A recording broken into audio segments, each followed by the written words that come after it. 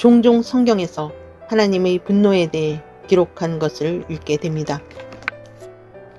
이사야 59장 18절은 이렇게 말합니다.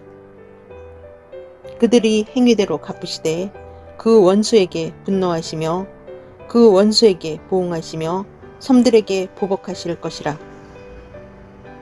또한 이사야 66장 15절은 이렇게 말합니다. 보라, 야훼께서 불에 둘러싸여 강림하시리니 그의 수레들은 회오리 바람 같으리로다. 그가 혁혁한 위세로 노여움을 나타내시며 맹렬한 화염으로 책망하실 것이라. 이런 구절은 많습니다. 또한 하나님의 맹렬한 진노를 언급한 구절도 있습니다. 요한계시록 19장 15절에는 전능하신 이의 맹렬한 진노의 포도주틀을 밟겠고라는 표현이 나옵니다. 이 말씀은 참으로 무섭습니다. 만일 하나님의 진노라는 말만 있어도 이 말 속에는 무한한 무서움이 내포되어 있습니다. 그러나 단순히 하나님의 진노가 아니라 하나님의 맹렬한 진노라고 표현됩니다. 하나님의 경노하심, 여호와의 맹렬한 진노를 말합니다. 이것은 얼마나 무시무시한 것인지요. 마치 사람들이 자기 힘을 다해 맹렬한 노를 바라는 것처럼 하나님의 전능하심을 다해 맹렬한 진노를 퍼붓는 것처럼 말씀합니다. 하나님이 이런 맹렬한 진노를 퍼부으신다는 것은 어떠한 동정심도 없이 진노를 내리신다는 것을 의미합니다. 하나님이 자비와 긍휼도 없을 것이며 하나님의 진노와 강풍을 멈추게 하지도 않으실 것입니다. 여러분이 당하는 고통에 전혀 신경 쓰지도 않으실 것입니다. 여러분이 감당하기 힘들다는 이유 때문에 어떤 형벌도 철회하지 않으실 것입니다. 에스겔 8장 18절은 이렇게 말합니다. 그러므로 나도 분노로 갚아 불쌍히 여기지 아니하며 긍휼을 베풀지도 아니하리니 그들이 큰 소리로 내 귀에 부르짖을지라도 내가 듣지 아니하리라. 지금 여러분은 자비를 얻기 위해 부르짖을 수 있습니다. 그러나 자비의 날이 지나가면 여러분이 아무리 울고 부르짖고 애원한다 할지라도 소용이 없을 것입니다. 하나님은 여러분에게 다른 수단을 사용하지 않으시고 고통을 받게만 하실 것입니다. 여러분은 끝없이 이런 고통을 받게 될 것입니다. 왜냐하면 여러분은 멸망당하기로 예비된 진노의 그릇이기 때문입니다. 이 진노의 그릇은 다른 용도로는 사용되지 않고 오직 진노만을 가득 담게 될 것입니다. 여러분이 하나님께 부르짖을 때 하나님은 여러분을 불쌍히 여기시지 않고 잠언 1장 25절에서 32절에 기록된 것처럼 비웃고 조롱하실 것입니다. 위대하신 하나님이 말씀하신 이사야 63장 3절은 얼마나 무서운 말씀입니까? 만민 가운데 나와 함께한 자가 없이 내가 홀로 포도즙들을 밟았는데 내가 노함으로 말미암아 무리를 밟았고 분함으로 말미암아 짓밟았으므로 그들의 선혈이 내 옷에 튀어 내 의복을 다 더럽혔음이니. 이 세 가지 즉 경멸과 증오와 맹렬한 분노를 이보다 더 크게 묘사한 말을 찾기는 불가능합니다. 만일 여러분이 하나님께 불쌍히 여겨달라고 부르짖는다면 관심이나 호의를 보여주는 대신 여러분을 발밑에 놓고 밟을 것입니다. 여러분의 피는 사방으로 튀어 그분의 옷이 피로 더럽혀질 것입니다. 하나님은 여러분을 미워하실 뿐만 아니라 아주 경멸하실 것입니다. 여러분이 당하게 될 비참은 여호와의 진노가 어떠하다는 것을 보여주기 위한 것입니다. 하나님은 천사들과 사람들에게 하나님의 사랑이 얼마나 탁월하며 하나님의 진노가 얼마나 무서운지를 보여주실 뜻을 가지고 계십니다.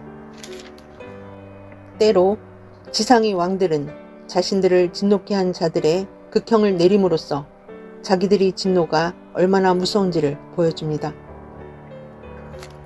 느부갓네살은 사드락과 메삭과 아벳느고에게 화를 낼 때 자신의 진노를 보여주려고 풀무불을 전보다 7배나 더 뜨겁게 하라고 명령했습니다.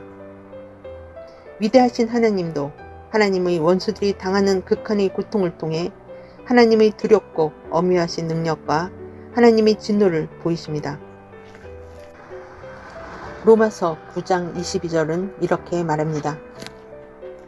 만일 하나님이 그의 진노를 보이시고 그의 능력을 알게 하고자 하사 멸하기로 준비된 진노의 그릇을 오래 참으심으로 관용하시고 라고 말씀하십니다. 하나님이 진노를 보이시는 것은 하나님이 의도하시는 것입니다. 만일 여러분이 계속 회심하지 않는 상태에 있다면 전능하신 하나님의 무한하신 능력과 위엄과 두려움이 여러분에게 크게 나타나 여러분은 참을 수 없는 고통을 당하게 될 것입니다. 여러분은 거룩한 천사와 어린 양의 면전에서 고통을 받을 것입니다. 여러분이 고통받을 때 하늘에 있는 영광스러운 시민들은 나가서 이 두려운 광경을 보면서 전능하신 분의 진노가 얼마나 무서운지를 알게 되며 엎드려 하나님의 위대한 능력과 위엄을 송축하게 될 것입니다. 이사야 66장 23절에서 24절은 이렇게 말합니다. 여호와가 말하노라. 매월 초하루와 매 안식일에 모든 혈육이 내 앞에 나와 예배하리라. 그들이 나가서 내게 패역한 자들의 시체들을 볼 것이라. 그 벌레가 죽지 아니하며 그 불이 꺼지지 아니하여 모든 혈육에게 가증함이 되리라. 하나님의 진노는 영원한 진노입니다. 이러한 전능하신 하나님의 맹렬한 진노를 한순간만 받는 것도 무서운 일인데 여러분은 그 진노를 영원히 받아야 합니다. 여러분의 형벌은 참으로 무한합니다. 시편 90편 11절은 누가 주의 노여움의 능력을 알며 누가 주의 진노의 두려움을 알리까 라고 말합니다. 그들은 지금 편안히 앉아 아무런 마음의 동요도 없이 이 설교를 들으면서 자기는 그런 사람이 아니라고 스스로 위로하면서 자기는 지옥에 들어가지 않는다고 생각하고 있을 것입니다. 지금 여기 있는 사람 가운데 조만간에 올해가 다 가기 전에 지옥에 있는 사람이 있을지도 모릅니다. 또한 지금 예배당 의자에 건강하게 조용히 앉아있는 사람 중에 내일 아침이 되기도 전에 지옥에 있는 사람이 있는다 해도 놀랄 일이 아닙니다. 마지막까지 거듭나지 않은 상태로 있으면 얼마 있지 않으면 지옥에 가게 될 것입니다. 여러분의 멸망은 잠들어 있지 않습니다. 죽음은 신속하게 와서 아마 갑자기 여러분 모두에게 임할 것입니다. 여러분은 아직까지 여러분이 지옥에 들어가지 않는 것을 이상하게 생각해야 합니다. 지옥에 들어간 사람들은 지금 극한의 고통과 완전한 절망 가운데 부르짖고 있습니다. 그러나 여러분은 지금 여기 산자의 땅에 있으며 하나님의 집에 있으며 아직 구원 얻을 기회가 있습니다. 저 불쌍하고 가련한 아무런 희망 없고 저주받은 영혼들이 지금 여러분이 누리고 있는 기회를 단 하루만이라도 얻을 수 있다면 무엇을 주지 않겠습니까? 여러분에게는 지금이 특별한 기회입니다. 지금은 그리스도께서 자비의 문을 활짝 열어놓으시고 문에 서서 큰 소리로 불쌍한 죄인들을 부르고 계십니다. 여러분은 자신을 돌아보며 깊은 잠에서 철저하게 깨어날 필요가 있습니다. 여러분은 무한하신 하나님의 무서운 진노를 감당할 수 없습니다. 아직도 그리스도 밖에 있으면서 지옥 구덩이 위에 매달려 있는 모든 사람은 남녀노소를 불문하고 하나님의 말씀과 섭리의 큰 부르심에 귀를 기울여야 합니다. 이런 주님의 은혜의 해는 어떤 사람에게는 아주 큰 구원의 날이 되겠지만 어떤 사람에게는 큰 심판의 날이 될 것입니다. 그러므로 그리스도 밖에 있는 모든 사람은 지금 깨어나 다가올 진노를 피해 도망쳐야 합니다. 모든 사람은 창세기 19장 17절에 도망하여 생명을 보존하라. 돌아보거나 들에 머물지 말고 산으로 도망하여 멸망함을 면하라. 이 말씀이 경고해 주는 것처럼 소돔 밖으로 도망쳐야 합니다.